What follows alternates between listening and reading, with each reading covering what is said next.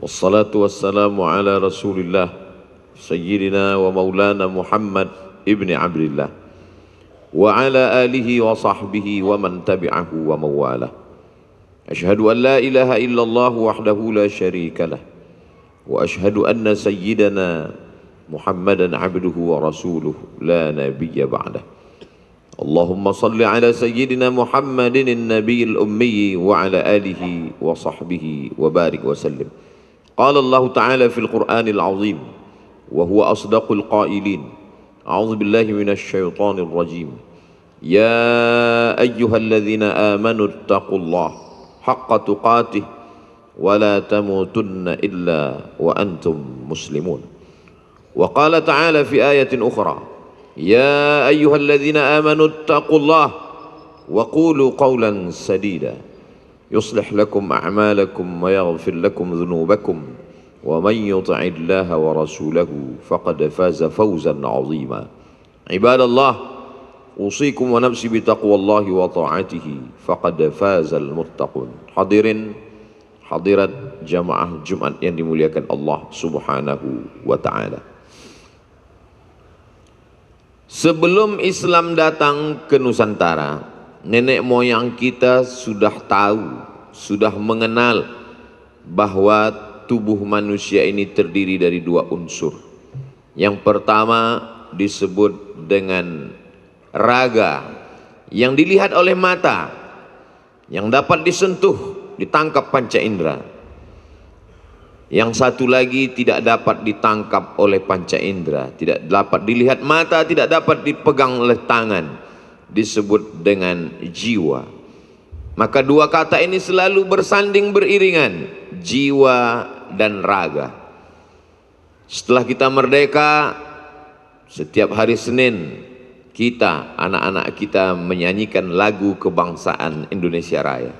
Di dalam lagu kebangsaan itu juga bersanding dua kata, bangunlah jiwanya, bangunlah badannya.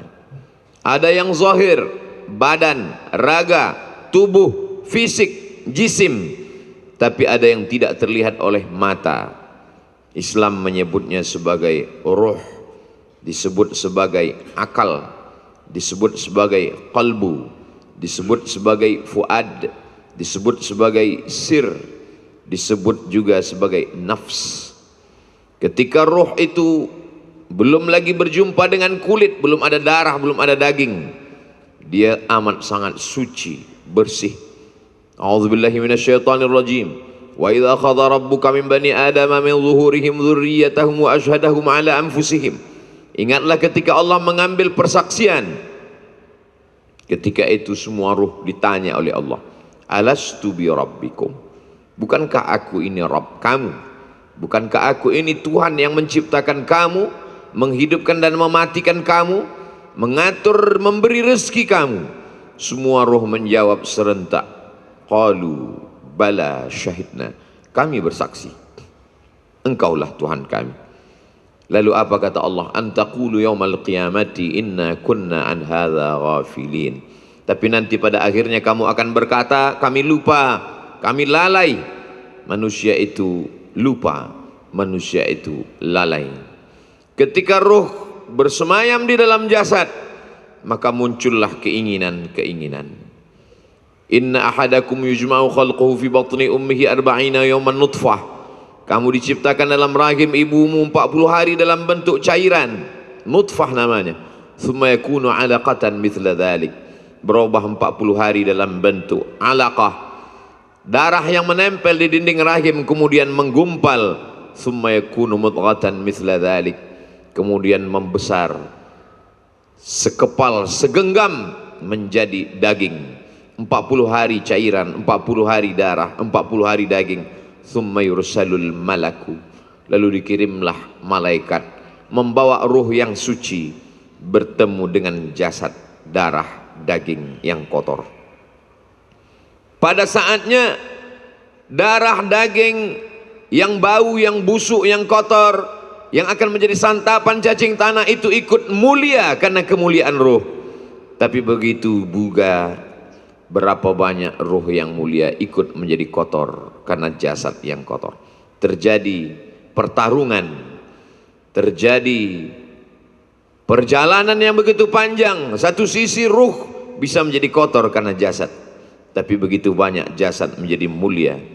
Wa idh qulna lil malaikati, ingatlah ketika kami katakan kepada malaikat, usjudu li Adam, sujudlah kamu kepada Adam. Bukankah Adam itu sama seperti kita? Ada badannya, ada tangannya, ada kakinya, ada darahnya, ada sumsumnya, ada tulangnya. Tapi kenapa malaikat yang cahaya, bersih, murni, bersujud kepadanya? Bukan karena sujud ibadah, karena ibadah hanya kepada Allah, tapi sujud kemuliaan, keagungan, litazim, penghormatan. Karena Adam alaihi salam, darah dagingnya ikut mulia disebabkan oleh ruh yang sudah masuk ke dalam tubuhnya. Begitulah dengan kita hari ini. Apakah dengan adanya ruh di dalam badan kita lalu jasad kita menjadi mulia? Belum tentu. Begitu banyak manusia yang hari ini berkeliaran padahal bukan musafir, tidak sakit, sehat walafiat. Kenapa jasadnya menjadi hina? Allah katakan mereka ulaika kal an'am, mereka seperti binatang, balhum adhal, bahkan lebih hina daripada binatang. Bukankah di dalam jasad, tubuh, badan, raga mereka itu ada ruh sama seperti kita? Ya, tapi ruhnya dikalahkan oleh jasadnya.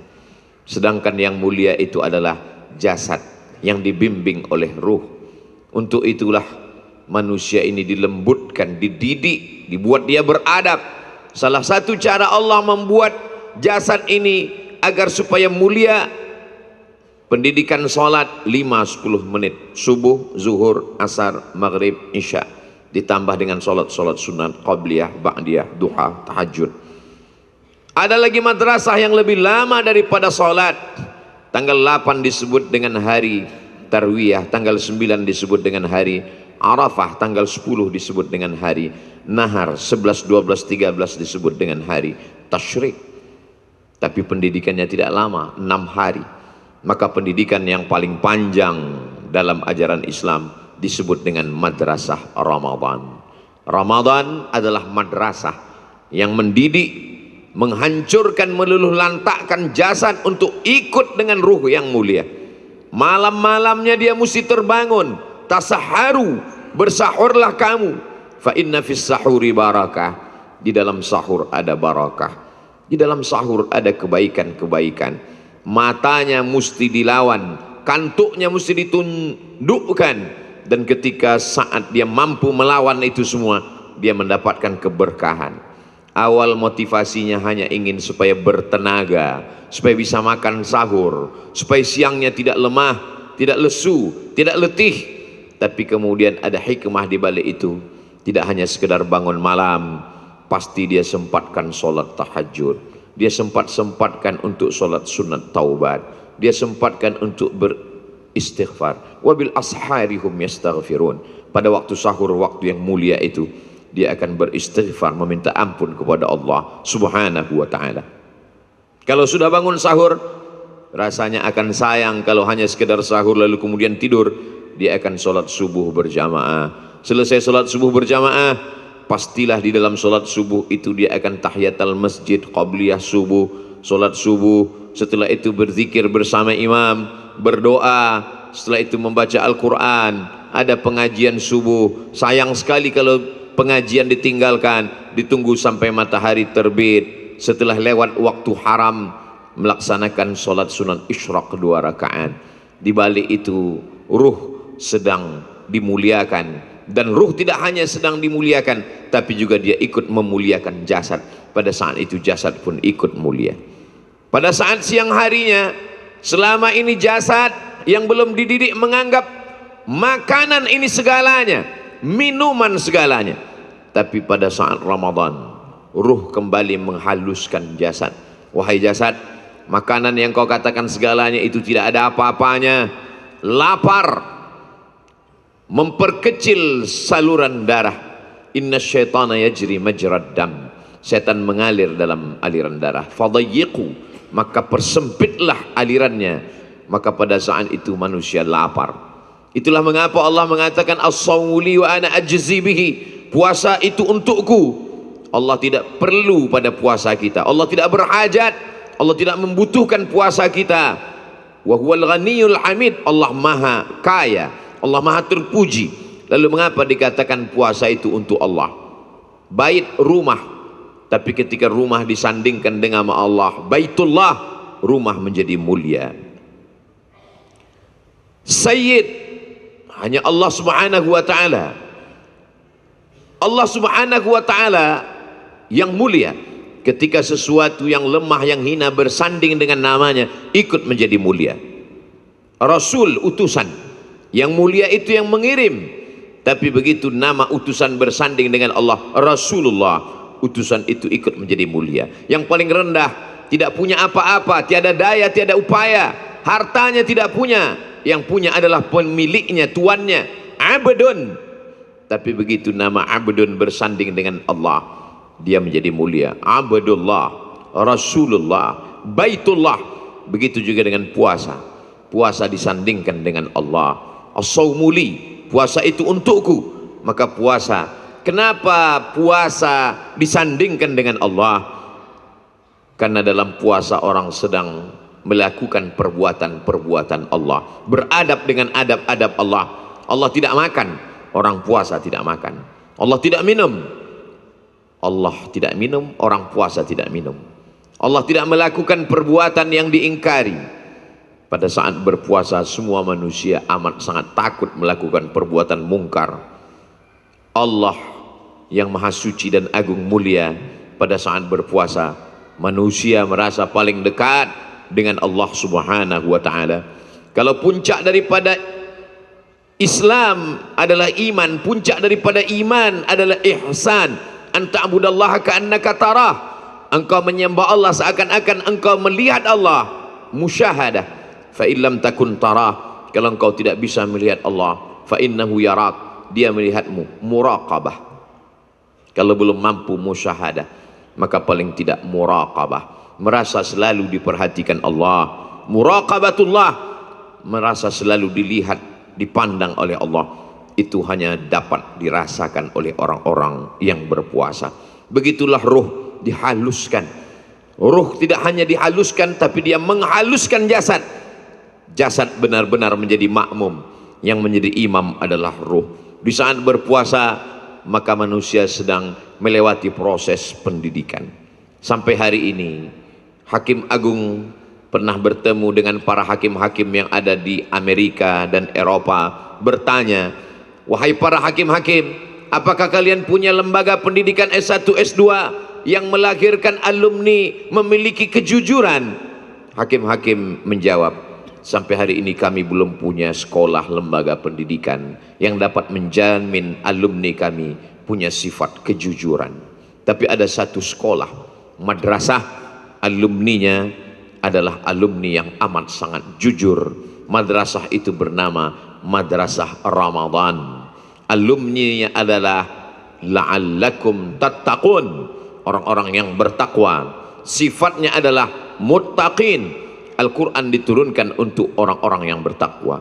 Dzalikal kitab, itulah Al-Quran, la raiba fih, tidak ada keraguan di dalamnya. Bagi siapa? Hudan, menjadi petunjuk, lil muttaqin, bagi orang yang takwa. Mencapai takwa, rasa takut kepada Allah melalui proses madrasah yang amat sangat panjang. 30 hari 30 malam, 29 hari 29 malam, berkisar antara 29 dan 30. Ramadan namanya. Namanya diambil dari kata ramda, panas. Panas karena tenggorokan tidak dilalui dilewati air sehari sepanjang siang. Panas karena memang manusia merasakan panas hati menahan amarah. Panas karena karat-karat yang menempel di besi di dalam tanah hanya dapat ditanggalkan dengan bara api yang panas. Begitu jugalah karat yang menempel di telinga, di mata, di hati dan pikiran kita akan lepas ketika dia masuk dalam panasnya Ramadan. Panaskanlah Ramadan dengan tarawih berjamaah. Panaskan Ramadan dengan i'tikaf, taharru lailatul qadri fil ashril awakhir min Ramadan. Panaskan Ramadan. Kana al-Imam Syafi'i yukhtimul Qur'ana 60 khatamah. Imam Muhammad bin Idris Asy-Syafi'i Imam mazhab kita menghatamkan Al-Quran 60 kali khatam. Diriwayatkan oleh sumber yang amat sangat terpercaya, Imam Az-Zahabi dalam kitab Syiar A'lam An-Nubala, orang yang amat sangat selektif menerima periwayatan-periwayatan. 30 kali khatam di waktu siang, 30 kali khatam di waktu malam. Tidak ada satupun waktu yang terlewatkan di dalam Ramadan kecuali bernilai dengan ibadah. Malamnya diisi dengan qiyam, tegak, berdiri, melawan kantuk. Dari mulai maghrib berjamaah, isya berjamaah, tarawih berjamaah, witir berjamaah, mengaji bersama dalam tadarus, kajian-kajian tidak pernah kosong. Tidurnya hanya sejenak, sebentar, hanya sekedar memberikan hak mata. Setelah itu terbangun lagi di waktu malam, solat sunat, wudhu, solat sunat, taubat, solat sunat, tahajud, solat sunat, hajat. Setelah itu makan sahur. Setelah sahur pun tetap diisi dengan menambah bacaan-bacaan Al-Quran, murajaah, mengulang hafalan. Setelah itu siangnya diisi dengan siam, menahan makan, menahan minum, menahan telinga, menahan mata, menahan rasa, menahan hati, menahan emosi. Ada ibadah yang mengeluarkan harta, membangun masjid. Ada ibadah yang mengeluarkan darah, mati syahid. Ada ibadah yang mengeluarkan keringat, tawaf, sa'i, salat, tegak, berdiri. Ada ibadah yang mengeluarkan tetesan air mata, munajat di tengah malam. Tapi ada ibadah yang tidak mengeluarkan tenaga, tidak mengeluarkan darah, tidak mengeluarkan keringat, tidak mengeluarkan tetesan air mata. Ibadah itu hanya menahan diam. Ibadah itu bernama puasa. Sudah berapa kali kita puasa? Kalau ada di antara kita umurnya 40 tahun, berarti puasa wajib fardu sejak akil balik 10 tahun. Sudah 30 kali mengikuti madrasah Ramadan. Berhasilkah kita sebagai alumni Ramadan? Ramadan pasti berhasil, karena Allah mengatakan la'allakum, pasti kamu akan menjadi orang bertakwa. Kurikulumnya datang dari Allah, tidak mungkin ada keraguan di dalamnya. La ya'tihil batilu min baini yadayhi wala min khalfih. Kita bertanya dalam hati, berhasilkah aku menjadi alumni Ramadan? Aku termasuk atau aku termasuk sebagai alumni-alumni yang gagal, merusak nama baik Ramadan. Barakallahu li wa lakum fil Qur'anil azim, wa nafa'ani wa iyyakum bima fihi minal ayati wadh-dhikril hakim, wa taqabbala minni wa minkum tilawatahu innahu huwal ghafurur rahim.